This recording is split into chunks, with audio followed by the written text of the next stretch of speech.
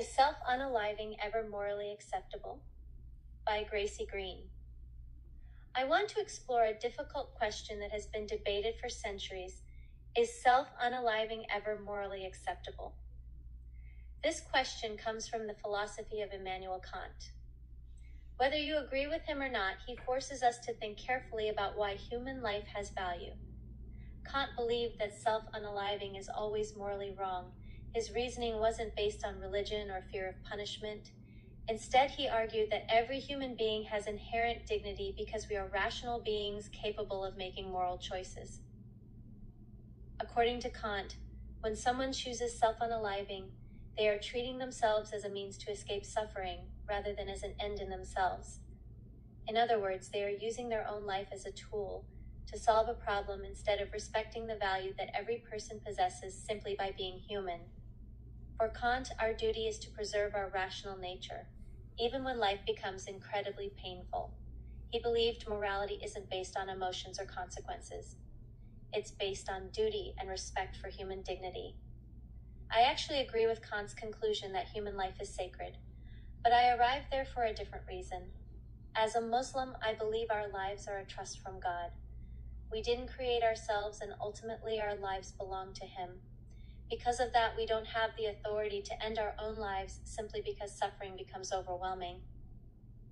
At the same time, I think it's important to say something that often gets left out of these conversations. Many people who struggle with self-unaliving thoughts aren't weak or selfish. They're carrying burdens that feel impossible to bear. They need compassion, support, and hope, not condemnation. This is one place where I think philosophy and faith can meet. Kant reminds us that every human being has dignity. My faith teaches me that every soul has value because it was created by God. Although we arrive at that conclusion through different paths, both perspectives remind us that every life matters.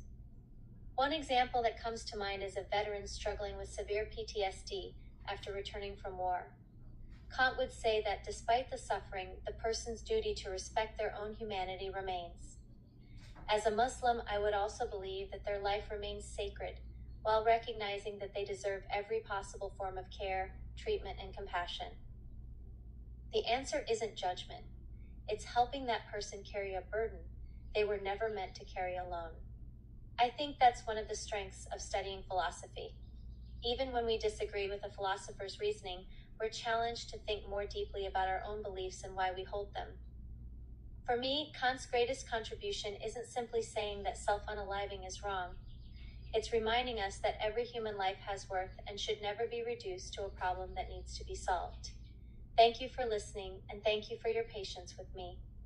I've been buried in deep study lately, so I haven't had much time to create videos as I'd like.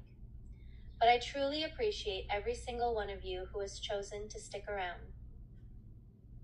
Assalamu alaikum. Peace be upon you. And remember, the only true religion is the religion of truth.